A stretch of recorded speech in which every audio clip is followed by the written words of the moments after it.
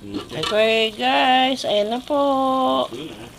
Hindi, medyo parang half cook pa lang. Pero Okay na depende yan. naman sa inyo guys. Yun nga gusto ko, half Kung cook lang. half cook lang gusto nyo, Another 5 minutes pa. or lutong-luto yung string beans. String beans?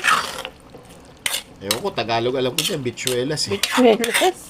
String beans? Ano ba? Ayun na po guys. So ano pa ang ilalagay natin? Hindi, mga another Meron pa 3 ba? minutes pa para kasi yung nasa ibabaw medyo hilaw pa eh. Another 3 minutes pa daw guys. So, let's go. Takpan ulit natin.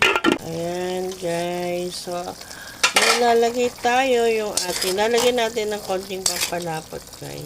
So, optional din po yun. So, kasi gusto lang namin maging malapot. Mas maging malapot. Malapot na siya pero... Kasi hindi siya ganun kalapot. Oh. So, nilagyan namin ng ano yan, cornstarch. o gaw-gaw. O gaw-gaw po. Ayan. Konti So, lang. ayan. Konting-konti lang po yung nalagay namin, guys. Option lang yan. Mas gusto ko na malapot. Ayan. Ayan po. Ang Kanya ating... lumapot agad. Sarap. Ayan. O ha. Di ba? Para ang sarap-sarap po yung ating menu for Lumapot today. siya. Ano yung pangalan ng ating menu ay Carib. with